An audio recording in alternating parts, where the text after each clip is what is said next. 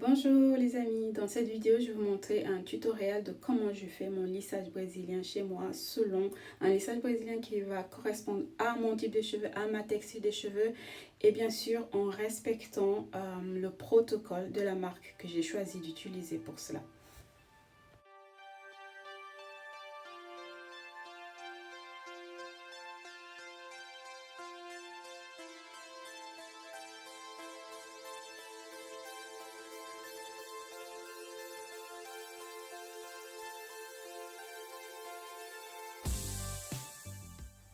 Alors, à cette étape-ci, j'avais déjà fait mon shampoing et je dois vous avouer que j'ai pas utilisé le clarifiant parce que les clarifiants détruisent mes cheveux en fait.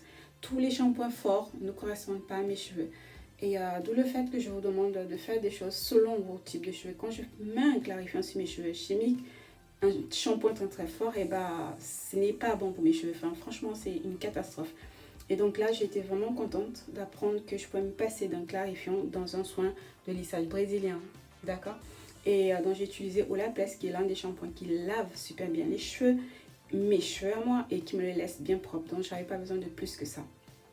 Et donc là je vous ai montré, j'ai zoomé et j'ai mis un ralenti sur l'aspect de mes cheveux pour vous faire voir comme ils sont au bout de 3 mois. J'avais quasiment retrouvé ma texture naturelle, hein. Franchement je dirais à 90%. J'ai pas fait plus de 3 mois sans kératine sur mes cheveux sans en refaire. Et donc je ne saurais pas vous dire exactement si j'aurais récupéré toute ma texture, mais c'était quasiment ça. Et donc là je vous montre comment j'applique ma kératine. Donc je commence bien sûr au niveau des racines. J'évite surtout d'utiliser, de poser le produit sur mon cuir chevelu. Je vais vous expliquer pourquoi, parce que vous allez voir les images plus tard. Comment pendant une étape du traitement, j'ai oublié de me mettre des gants et ça m'a détruit les doigts pendant moins 5 jours, d'accord? C'est pourtant un soin qui n'a pas de formol. Donc, c'est pas anodin, c'est chimique. Il faut vraiment éviter de s'approcher de son cuir chevelu. Quitte à refaire sa kératine plus tard, mais la santé vaut mieux que tout, d'accord? Donc, j'essaye d'éviter le maximum de me toucher le cuir chevelu. C'est très important. Et je répète, ma kératine n'a pas de formol, mais ça n'a pas empêché mes doigts d'être vraiment bizarres pendant 5 jours parce que j'ai osé toucher la kératine avec mes doigts nus, les amis. Donc, vous voyez, j'applique mon produit et je le lisse avec les mains. Normalement, le protocole, il dit de passer un peigne fin et de lisser. Et comme d'habitude, je m'adapte à mes cheveux à moi. Mes cheveux à moi détestent les petits peignes fins comme ça. Et ben, je le fais avec mes doigts. Donc, encore une fois, adaptons-nous à nos cheveux. On respecte le protocole, mais on s'adapte à sa chevelure à soi. C'est ce que j'ai fait. J'applique tout doucement et je lisse avec mes doigts. Ça fait le taf comme si j'avais utilisé le peigne. Donc voilà pour l'application du produit. Et là, mes longueurs sont vraiment très étirées. Et en même temps, quand vous appliquez la kératine, si vous avez les cheveux qui ne sont pas emmêlés, la kératine va vous démêler les cheveux. Je refais un petit zoom pour que vous voyez bien comment je vais. Je me rapproche du cuir chevelu, je ne touche pas le cuir chevelu, je glisse ensuite tout doucement. Ce qui fait que j'étale déjà le produit sur la longueur. Et si par malheur je me rapproche et touche mon cuir chevelu, mes doigts n'ont plus de produit. Et donc ça ne risque pas de me toucher le cuir chevelu en gros. Donc je vais faire ça. J'ai bien sûr divisé mes cheveux. Il faut garder nos gestes qui nous aident à bien manipuler les cheveux. C'est très important pour ne pas faire n'importe quoi. J'ai fonctionné par section. Et une fois que j'ai fini de faire cette parcelle, c'est la seule que je vais vous montrer d'ailleurs, sinon ce sera très long. Et ben, je l'ai sécurisé et je suis passée à l'autre section. Et là, je vous montre un petit peu comment je finissais. Voilà, et voici l'aspect de mes cheveux après avoir appliqué la kératine. Donc, je vais la sécuriser et je vais faire le reste des cheveux parce que la kératine, elle doit poser pendant 1 heure. D'accord? Donc voilà, je sécurise mes cheveux et je vais passer à l'étape suivante qui est celle du brushing après avoir posé. Donc là pour l'instant je viens à peine de poser ma kératine et je vais vous montrer juste comment mes cheveux sont. Donc ils sont toujours étirés, ils sont déjà affinés parce que la kératine elle est sur les cheveux. Alors le but de poser la kératine pendant 1 heure, c'est de faire en sorte que la kératine pénètre votre fibre capillaire. Et ensuite, le but de passer les plaques dessus, c'est de faire en sorte que ce qui va rester, qui n'a pas pénétré, puisse être scellé. Et en gros, nous protéger la fibre capillaire et en gros, ne pas faire partir en gros la kératine qu'on a mis à l'intérieur. C'est pour ça qu'on va sceller la kératine plus tard. Donc là voici mes cheveux que je vous montre. Vous voyez comment, à quoi ça ressemble après avoir posé la kératine. C'est une vidéo de transparence en fait, hein, pour celles qui veulent, parce que des fois on a besoin de ces détails là, donc ça va être un peu plus long. Mais ça va aider celles qui veulent le faire, qui veulent le réussir. Pour celles qui ne sont pas intéressées, franchement vous pouvez switcher. Donc là, je mets mes cheveux en état, je mets une charlotte, je laisse pauser 1 heure. Vous allez voir qu'après ça, ça arrive. Après ça, mes cheveux en fait sont beaucoup plus plats. Donc là, la kératine, elle a pénétré mes cheveux au bout d'1 heure. C'est plus du tout la même texture que tout à l'heure. Et c'est là que j'ai commis l'erreur de ne pas porter des gants. Vous voyez, c'était une grosse bêtise. Et pour petite anecdote, ma collègue et moi, on avait fait notre kératine, on a la même marque en fait. On avait fait la kératine au même jour. Elle a fait la même erreur que moi. Et on a souffert de la même façon. On n'arrêtait pas de rigoler par rapport à ça. Mais c'est désagréable en fait. C'est pour vous dire que ce produit, il est certes sans formol.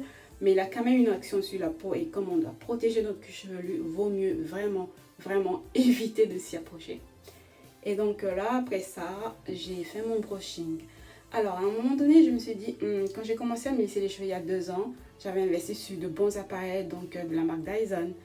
J'ai un Super Sony pour me sécher les cheveux, j'ai un Coral pour me lisser les cheveux. Et là, depuis que je fais de la kératine, je me demande franchement à quoi ça me sert parce que mes cheveux sèchent assez vite et mes cheveux sont lissés facilement avec n'importe quel fer à lisser. Mais par contre, je suis très contente quand je dois faire mon brushing avec le Super Sony. Là, il vous faut un bon sécheur, hein, un bon sèche-cheveux en fait. Et parce que la kératine, elle est difficile à faire sécher, ça vous prend énormément de temps. Et j'avoue que là, je me suis dit, wow, j'ai bien investi sur le design de Super Sony parce que là, ça m'a séché les cheveux en 2-2 quoi. Et donc, comme vous remarquez, autant pour moi, c'est que j'ai toujours mon masque parce que ça sent très fort, c'est chimique les amis, il ne faut pas se voiler la face. Hein. C'est un produit chimique, donc il faut avoir toutes les protections possibles pour ne pas avoir des effets négatifs de ça, quoi. Donc j'ai gardé mon FFP2 et je sèche mes cheveux. Et c'est ça que je vous montre là. Mes doigts commençaient à être rêches en fait, vous voyez. C'était trop bizarre et j'ai gardé cette sensation pendant des jours. Et en même temps, j'ai remarqué que, certes c'était une erreur, mais ça m'a permis de voir en touchant la kératine de mes propres mains que la kératine elle est grasse en fait. Quand vous la regardez, vous avez l'impression que c'est comme un leave-in. Mais elle est faite à base d'huile et là je me suis mieux renseignée, je me suis rendu compte qu'elle avait de l'huile d'argan dedans.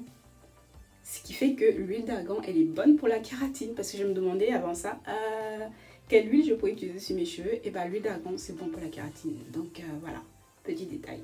Donc là maintenant on a pris mon super beau brushing, mes cheveux sont révélés. Et ensuite je vais tout simplement passer mes plaques. Je vous ai épargné de montrer tout ça parce que passer les plaques, vous savez comment passer les plaques. Par contre je me dis... c'est un scellage, donc il va falloir que je vous montre quand même comment je fais parce que c'est très important. Le scellage conditionne en gros ma texture. Je ne scelle pas de la même façon partout. Et donc je pense qu'il est nécessaire que je fasse quand même une vidéo pour vous montrer cela. Donc si le Seigneur le permet, eh ben, je ferai une vidéo qui sera uniquement concentrée sur le scellage de la kératine. Et donc voilà, elle est scellée ma kératine.